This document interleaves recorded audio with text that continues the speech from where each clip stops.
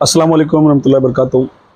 सैयद दादा बाबा से जो बात की वीडियो मैंने डाला जूनागढ़ मुनाजरे को लेकर, तो बहुत सारे लोगों ने मुझसे पूछा कि बाबा जान ये मुनाजरा कैसे शुरू हुआ, क्या वजह थी, क्या हुआ था, नहीं हुआ था। यानी 90% लोगों को शायद मालूमात नहीं थी इसके ताल्लुक से। और मदीना शरीफ जाने से पहले, मेरे उम्रा करने से पहले ही सैयद दादा बाबा से हमारी जो बातें हुई थी, मैंने बोला था आने के बाद इंशाल्लाह इस पे मुकम्मल डिस्कस करेंगे। तो मैं आप लोगों को इसकी असल वजूहात बता दूं, और तमाम लोग, जितने लोगों ने मुझसे सवाल किया था कि क्या वजह हुई कि बात मुनाजरे तक पहुंची, तो किसमें किसकी क्या गलती थी, क्या नहीं थी, तो मैं आपको अल्लाह उसके रसूल को हाजिर नाजिर रख के पूरी बात सामने रखता हूं। जो बात मुझको मालूम पड़ी है वहाँ के लोगों से, जो अपने लोग हैं, क्योंकि सैयद और उन्होंने भी जो कुछ बताया मुझको, बहुत सारी बातें जो सामने आई, वो तमाम बातें मैं आप लोगों के सामने इसके लिए रख रहा हूँ कि आपको भी सच पता चले। मुनाजरे का ये मतलब नहीं है किसी को नीचा गिराना या नीचा दिखाना या किसी के इल्म की तौहीन करना। मुनाजरा होता इसलिए है कि लोग जो चीज़ नहीं जानते उससे आशना हो जाएं, जो चीज़ नहीं मालूमात हो वो मालूमात में आ जाए, और अपने पुराने अकीदे से या उस चीज़ पे अड़े हुए जिससे उससे तौबा कर लें। तो बहुत सारी बातें जो थी वो सामने लाना बहुत ज़रूरी था। मगर ये मुनाजरे की हालत में बात क्यों आई और यहाँ तक आने की वजह क्या थी, मैं मुकम्मल बात आपको बताता हूँ। वडोदरा में एक जगह है कपूराई, कपूराई में एक मस्जिद है, जिस मस्जिद में एक बरेलवी मसलक के मौलाना इमाम थे। तो 25 तारीख को जब मौलाना अहमद रजा का उन्होंने उर्स मनाया, मस्जिद में बयान किया, सब किया। मगर मैं बार बार एक बात ये बोलता हूँ कि जब फतवा रिजविया में खुद मौलाना अहमद रजा ने एक चादर चढ़ी हो तो दूसरी चढ़ाना हराम लिखा है, उर्स मनाना हराम लिखा है, दरगाह के करीब खड़े रहना यानी मजार, साहिब मजार के करीब खड़े रहना, वहाँ अगरबत्ती लगाना, इन तमाम चीज़ों को हराम लिखा है। उसके बावजूद भी ये उर्स मनाते मौलाना का, यानी वो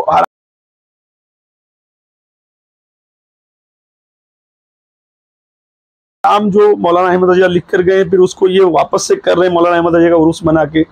तो ये खुद अपने मौलाना के फतवों को नहीं मान रहे हैं, और जो किसी को फतवा दे या किसी पे कोई बात रखे और उसको ना माने तो उसी की तरफ पलट कर आ जाता है।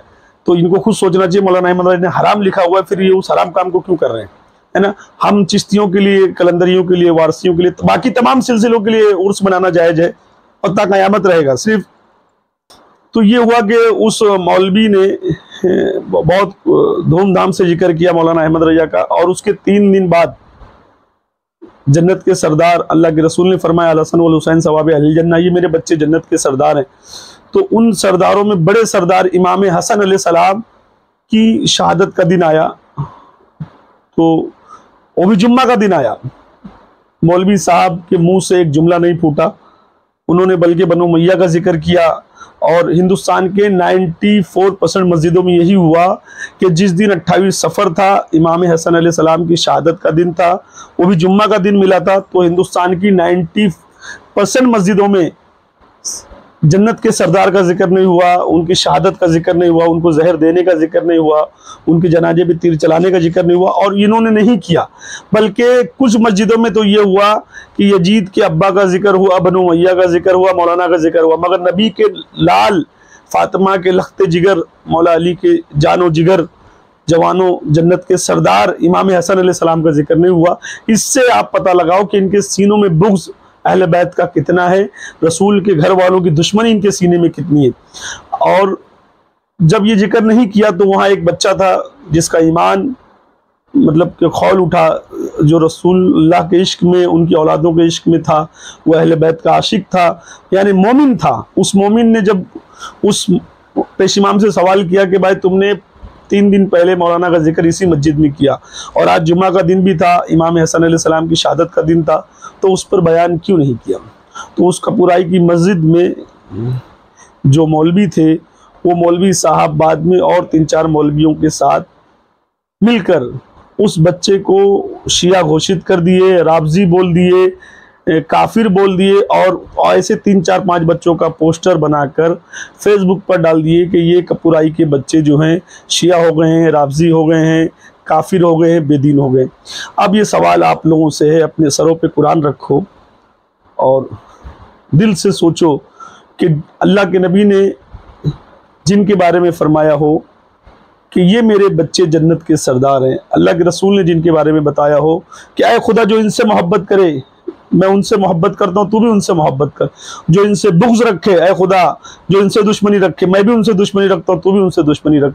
अल्लाह के नबी ने जिनके बारे में बताया हो कि मुझको मेरी अहले बैत में तलाश करना है ना, मैं हुसैन से हुसैन मुझसे है, मैं हसन से हसन मुझसे है। अल्लाह के रसूल जिनके लिए तमाम बातें बताते रहे, कुरान में जिनके लिए आयतें ततहीर उतरी, अल्लाह ने नापाकियाँ जिनसे दूर कर दी। अच्छा, जिनका नमाज में अगर जिक्र ना हो तो नमाज नहीं होती, जिनका कुरान में जिक्र है, जिनका वो पंजतन पाक है। और उसी अहले बैत अलैहिस्सलाम के चश्म चिराग इमाम हसन अलैहिस्सलाम के जिक्र को नहीं करने पर अगर मौलाना साहब से किसी बच्चे ने सवाल कर लिया तो वो शिया और काफिर और जहन्नमी हो गया। अस्सलामु अलैकुम वरहमतुल्लाहि वबरकातुहू या अली अलैहिस्सलाम अल मदद। हम इस वक्त भरूच से निकल कर जा रहे हैं कपूराई की तरफ, बड़ौदा, जहां पर कुछ रज़ाखानी मौलवियों ने, कुछ फितना पसंद मुल्लाओं ने सादातों के खिलाफ एल फेल बकवास करना शुरू किया है। वो मुल्ला, वो रज़ाखानी मरदूद बकवास कर रहा है कि हम सैयदों को स्टेज पे नंगा कर देंगे, सैयदों की लुंगियाँ उछाल देंगे। अस्तगफिरुल्लाह मा ज़ल्ला ला हौल वला कुव्वता। ये 2 टके के मुल्ला अहमद रज़ा के लिए आज सैयदों को एल फेल बोलना शुरू कर दिया है और कई सालों से बोलते आ रहे हैं। और उनका जो मामू है, जो माविया है, जिसकी हकीकत आज किताबों में छपी हुई है लेकिन छुपी हुई है, कोई भी माविया के खिलाफ बोलने के लिए तैयार नहीं है। जितने भी लोग माविया के खिलाफ बोलते हैं या माविया की हकीकत लोगों के सामने लेके आते हैं, उनके खिलाफ ये फतवा जारी कर देते हैं कि ये शिया हो गए हैं, ये राफजी हो गए हैं, ये गुमराह हो गए हैं, ये बेदीन हो गए हैं, ये सहाबी के खिलाफ बकवास करते हैं। ऐसी एलफेल बकवास ये मौलवी मुल्ला हमेशा करते रहते हैं। आज हम लोग वहाँ कपूराई जा रहे हैं और जो मौलवी ने एक सैयद साहब के खिलाफ बहुत ही, मैं वो अल्फाज इस्तेमाल भी नहीं कर सकता, एल फेल की है, गालियां दी हैं सादात को और सादात के बारे में कहा है कि हम सादातों को स्टेज पे नंगा कर देंगे। अहमद रजा, उसी मस्जिद में मौलाना अहमद रजा और उनके फजाइल बयान किए गए जब ये मौलाना सुन्नी थे, अहले सुन्नत थे। मगर ये जो यजीदियत का हाल है आज हिंदुस्तान में, ये जो अहले बैत अलैहिस्सलाम के जिक्र को छुपाने की कोशिश की जा रही है। इस्लाम की तमाम जंगों का जिक्र करूंगा मेरा ये वादा रहा, इंशाअल्लाह मैं आपको अहले सुन्नत से इस्लामी हर जंग बताऊंगा और फिर आपको समझ में आएगा कि हर जंग में असल हीरो कौन था, किसने इस्लाम में मतलब यहूदियों से, ईसाइयों से जंग की और किसने मुसलमानों को हर जंग फतेह कराया, कौन था वो हीरो, है ना। और आखिर में जब इस्लाम पे जान देने की बारी आई, लहू देने की बारी आई, तो उसी हीरो के बच्चे इमाम हुसैन अलैहिस्सलाम ने करबला में अपनी औलादों के साथ अपनी कुर्बानियों को पेश करके इस्लाम को बचाया, रसूल के दीन को बचाया। आज उन्हीं का जिक्र शियत हो गया है, उन्हीं का जिक्र कुफ्र हो गया, नौज़ुबिल्लाह। या अल्लाह उन पे मतलब अजाब उतारे, अल्लाह ताला उन पे खुसूसी लानत बरसाए जो अहले बैत के जिक्र को शियत की तरफ लेके जा रहे हैं या कुफ्र की तरफ लेके जा रहे हैं। उन लानतियों पे अल्लाह का अजाब उतरेगा। ये बात हुई।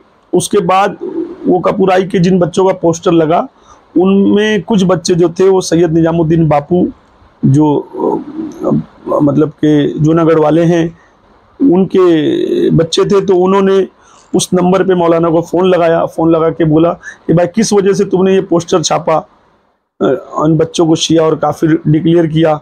इन बच्चों ने सिर्फ तुमसे इतना ही तो पूछा था कि 28 सफ़र को जुम्मे के दिन तुमने इमाम हसन अलैहिस्सलाम का बयान क्यों नहीं किया। तो नबी के बच्चों का बयान नहीं होगा तो कोई भी पूछेगा, क्योंकि नबी के बच्चों को मानना ही ईमान है, अहले बैत को मानना ही ईमान है, पंजतन पाक को मानना ही ईमान है। तो वो मौलाना बात कर ही रहा था, इतने में बाजू में एक मौलाना बैठा था जिसकी यजीदियत का कीड़ा काटने लगा। उसने फ़ोन छीन कर सैयद निजामुद्दीन बापू से पूछा कि तुम कौन हो। बोले मैं एक आले रसूल हूँ, अहले बैत की औलाद में हूँ। तो आलिम हो, मुफ्ती हो, हाफिज़ हो, कारी हो। तो सैयद निजामुद्दीन बापू बोले नहीं, मैं एक अनपढ़ आदमी हूँ। तो इसका मतलब, फिर उसने बोला अच्छा इसका मतलब तुम पीर हो। तो बोले हाँ पीर हूँ। तो बोले ठीक है, आप पीर हो तो अपनी खानका में ही रहो, स्टेज पर आओगे, मुनाजरा करने की कोशिश करोगे तो लुंगी उतार के तुमको नंगा कर दिया जाएगा। ये थी नबी के बच्चों के औलादों की तौहीन ये है अली के बच्चों की तौहीन, ये है सैयदा के बच्चों की तौहीन। यानी सैयदों से इतना बुग़्ज़, वो बोल भी रहे कि मैं अली रसूल हूँ, फिर भी बोलता है नंगा कर दिया जाएगा। तो इनको मदरसे में यही सिखाया जा रहा है कि अहले बैत को नंगा करो, अहले बैत को गालियाँ दो, पंजतन पाक के मानने वालों को उल्टा सीधा बोलो, शिया और काफिर बोलो, यही सिखाया जा रहा है। हाँ, इमाम निसाई शहीद क्यों हुए थे? अहले बैत की मोहब्बत में हुए थे। इमाम आजम अबू हनीफा नुमान बिन साबित ने आखिरी 2 साल जब इमाम जाफर सादिक की खिदमत में गुजारा तो बोले यही मेरे 2 साल जिंदगी के सबसे अच्छे दिन है, वरना मैं हलाक हो गया होता। तो ये लोग क्या सीख रहे हैं? ये कौन सा दिन लेकर आ गए हैं? खुदा की कसम, ये सिर्फ करबला वाला दीन है। एक तरफ 72 आका हुसैन के साथ और इस तरफ लाखों का लश्कर, मुफ्ती, हालिम, आलिम, हाफिज, कारी और यजीदियों का एक बड़ा लश्कर जो डरा धमका कर अपने दीन को मनवा रहा था। आज हिंदुस्तान में यही हो रहा है। एक तबका जिसके पास मौलवियों की तादाद ज़्यादा हो गई है, उनके पास मानने वाले ज़्यादा हो गए हैं, तो वो जबरन अपने मौलाना को मनवा रहे हैं, अपने दीन को मनवा रहे हैं। जो भी अली अली कर रहा है उसको उल्टा सीधा बोल रहे हैं, जो भी हुसैन हुसैन कर रहा है उसको उल्टा सीधा बोल रहे हैं। ये वही करबला का नक्शा खींचा जा रहा है। एक तरफ यजीदी हैं, उनके साथ मौलवी हैं, उनकी तादाद है, और एक तरफ हुसैनी है जिनकी तादाद कम है। मगर याद रखना कि बस वही माहौल करबला वाला तुमने यहाँ लाके खड़ा कर दिया। सिर्फ अब नेजों पे गर्दनें नहीं उठाई जा रही हैं, बाकी तुम सब वही हाल कर रहे हो जो करबला में यजीद करवाना चाह रहा था आका हुसैन और उनके चाहने वालों के साथ। आज हुसैनियों के साथ वही हाल तुम करने की कोशिश कर रहे हो। मगर याद रखना कि ये हिंदुस्तान है, ये सेकुलर मुल्क है, यहाँ हर आदमी को अपने हिसाब से अपना ज़ात धर्म मानने की आज़ादी है। तुम्हारी जो दादागिरी है ना, एक बाहर मुल्क की तंजीम, पड़ोसी मुल्क की तंजीम जो हिंदुस्तान में दादागिरी कर रही है, आकर जिसने कन्हैया लाल को मर्डर में हिस्सा लिया, ऐसे लोगों की तंजीमें जो यहाँ दादागिरी कर रही हैं, ये याद रखना कि तुम्हारा तो वो हाल होगा ना दावत इस्लामी वालों, जो तुम यहाँ दादागिरी करवा रहे हो और यजीदियत मरमानियत फैला रहे हो। और सैयद निजामुद्दीन बापू ने जब उस मौलवी पे केस किया तो वो फ़ोन बंद करके भागा हुआ था, दूसरे मौलवी को पकड़ कर लाया गया। ये वीडियो आप पूरी देखो। जी जी सुना मैंने। उसने गुस्ताखी की जो कुछ बात करने इतनी बड़ी गुस्ताखी, इतनी बड़ी नंगा तो मैं लूंगी मैं लूंगी होता नंगा, तो वो ऐसा वो गलत बोला, ऐसा ना बोला। उसी वक्त दो टमाटर मारे उसको, बोलिए लूंगी बेटा और खानका में बेचो। अब उनके पास हमें नहीं चाहिए, अभी उससे बात ही करनी, कुछ करना नहीं है। बस खुलासा मांगना है कि भाई मेरे को नंगा कर। हाँ बस उनसे बात ही मुझे नंगा कर दे। मेरी बात सुनो, ये है ना, देखो आप वहाँ रह चुके हो, मेरे घर पे आ चुके हो। हाँ बिल्कुल बिल्कुल, इसलिए मैं अभी भी बड़े प्यार मोहब्बत से बात कर रहा हूँ। आप वो शख्स का नाम बताइए और उसके ताहिर उसका नाम है। कहाँ रहता है? चलिए ना। ये जो पत्रों कंपनी है ना, मैं बड़ौदा से आशना थोड़ी। बोलो कौन सी जगह पे? नहीं पर ये गवाह शहीद है, इनका मोबाइल छीन के इनके मोबाइल से FIR में एसपी साहब को उन्होंने क्या बात करी और सुनाई, इनका मोबाइल नंबर। एसपी साहब बोले आप पहुंचे, मैं कमिश्नर साहब को फोन कर रहा हूँ। जैसे कपूरे से अपने जाते हैं। नहीं आप डायरेक्शन आप चलिए, हमको खाली बता दो। यकीन है ना सैयदों पे?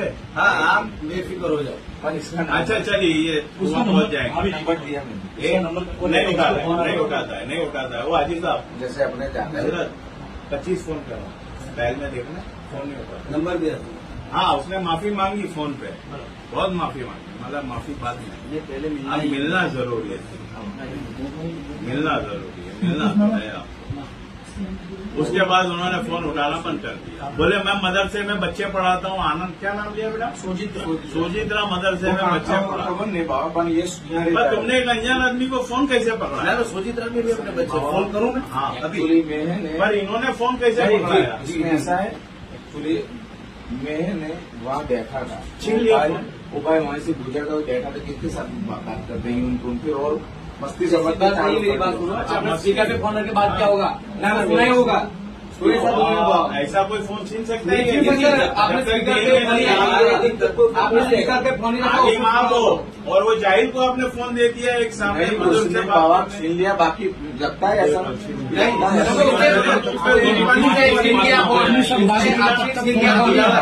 छीन लिया। मेरी बात सुनो, सही बोल रहे हैं। अभी दूध पानी कहाँ रहता है? बताए ना आप चलिए ना, बस चलो ना। ये झूठ बोल, अभी मेरे को ये बोले तुमको रात तक मेरे को बोले, हम वहाँ से कब निकले? 7:30 बजे। अब मेरी बात सुनो, इन्होंने बोला जामा मस्जिद मांडवी मेरी बात सुनो। चलो दूसरी बात रहो कि मांडवी सब छोड़ दे, तारीख दे अब मुनाजरे की तारीख दे। सब से बात तारीख तो मैं लिए बिगर उठूंगा नहीं, या तो आदमी के पास लेके चल या तारीख मुनाजरे की। सूरत ने क्या बराबर, आप दूध का दूध, पानी का पानी। माविया की क्या हकीकत है, मौला अली की क्या हकीकत है, हदीस से पेश करें। मेरी बात सुनो, क्योंकि आवाम को तुम लोगों ने माविया माविया माविया अमीर माविया करके आवाम को गुमराहियत में रखा है। तारीख देंगे वहाँ। मेरी बात सुनो, मैं तुम्हारे से बात की, तुम्हारा मैसेज आया, वो बात सही है। मेरे पास हर प्रूफ है। मैसेज इन्होंने क्या इन्होंने मैसेज किया, बिल्कुल मुनाजरा होना चाहिए। अब मौलाना साहब को आप समझाइए कि इस पे मुनाजरा होना चाहिए कि नहीं। अगर हक पे है तो मुनाजरा कर लो, हम हक पे है, सीना ठोक के मुनाजरा के लिए तैयार है। अली वाले हक वाले होते हैं, अली के पीछे हक का इमाम अली, हक उसके मुक्तदी, और हम हक के पीछे, हम हक के मुक्तदी, हक हमारा इमाम। करेंगे, अपने तैयार है। हाँ, तारीख दो। अमित दादा का तीसरा घर मेरा है। जगह सब ये बता रहे, इंशाल्लाह हम पहुंच जाएंगे। तुम्हारी जगह, तुम्हारा वक्त, हर चीज तुम्हारी। एक मिनट चारों रखना। रोशनी में 1400 साल वाली खुलेगी, 100 साल वाली नहीं। हमारा ईमान 100 साल पुराना नहीं है, हम 1400 साल वाले है ना हजरत। अभी जो कुरान से तारीख अपने नक्की कर ले, तारीख नक्की कर लो। मुनाजरे का चैलेंज जिसने किया, मैंने नहीं किया, अभी शेख ने नहीं किया, मुनाजरे की डेट क्या रखी है? बात इन्होंने चैलेंज की, चैलेंज इन्होंने क्या? मुनाजरे के लिए तैयार है यार, अल्हम्दुलिल्लाह। इसका तो इंतजार था हमको। ऐसा नहीं, मेरी बात सुनो। आप एक बात सुन लीजिए, आप जहाँ देखो, एक बात सुनना चाहो ना, मेरे को तो पहचान दो ना। मांडवी में तुम इमामत नहीं करते, मांडवी में कोई भी मस्जिद में आप इमामत नहीं करते। इस मौलवी ने सैयद निजामुद्दीन बापू के सामने माफी मांगा और उसने बोला कि वो आदमी, दूसरा मौलवी जिसने धमकी दिया था, फोन बंद करके गायब है, उसका आता पता नहीं है। जो कि उनके सबके ऊपर सैयद निजामुद्दीन बापू ने एनसी करवाई कि ये लोग धमकी दे रहे हैं और नंगा करने की बात कर रहे हैं। वो मौलवी यूपी, बिहार या बंगाल या झारखंड कहीं का था, भाग गया। मैं यही बोलने की कोशिश कर रहा हूँ कि जो बाहर से मौलवी इधर आते हैं या इधर से मौलवी उधर जाते हैं, हम क्यों नहीं मुकामी लोगों को इमामत पे रखते हैं, उनसे नमाज पढ़वाते हैं। महाराष्ट्र में हो तो महाराष्ट्रीयन लोगों को क्यों नहीं रखते हो, यूपी में हो तो यूपी के लोगों को रखो, बंगाल में हो तो बंगाल के लोगों को रखो, बिहार में हो तो बिहार के लोगों को रखो। हम मुकामी लोगों को पेश इमाम क्यों नहीं बनाते अपनी मस्जिदों का? बाहर से कोई भी आएगा, फितना फसाद बर्पा करके इसी तरीके से चला जाएगा। अच्छा, जब सैयद निजामुद्दीन बापू और सैयद दादा बापू और तमाम लोग उस मौलवी को लेकर बैठे जिसने पोस्ट बना के डाला था, उस माफी मांगा, अपनी गलती का एतराफ किया, उसके बाद फिर यजीदियों के टोले में खलबली मची। कुछ यजीदियों को मतलब के जोश आ गया कि ये क्या हुआ, ये मौलवी ने वहां जाके माफी मांग लिया।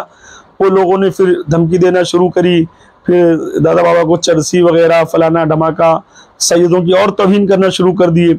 उसके बाद फिर सैयद दादा बाबू जो है वो निकले, आए, उन्होंने मुलाकात की निजाम बापू से।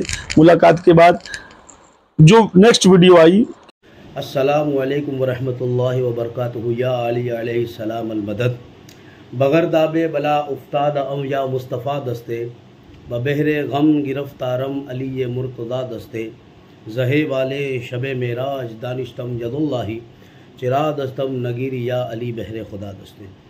हज़रात मोहतरम, मैं सैयद दादा बौल क़ादरी अल हसनी अभी कुछ रोज़ से माविया इब्न अबू सुफियान का जो मसला है काफ़ी तूल पकड़ चुका है और काफ़ी उलमाओं के अंदर ये बहस व मुबाहिसा चल रही है कि इसका क्या किया जाए।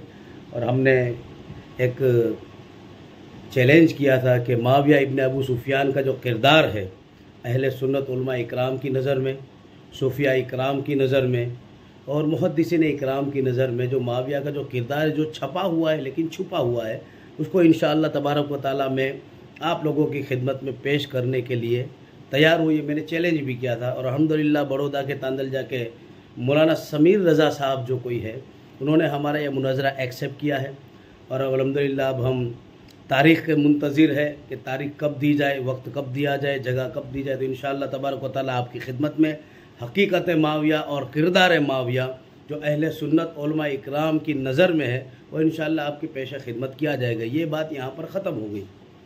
अब 2-4 रोज़ से कुछ रज़ा खानी बहुत फुदक रहे हैं, बहुत उछल रहे हैं और ऑडियो वायरल कर रहे हैं और इधर उधर की पोस्ट बना रहे हैं।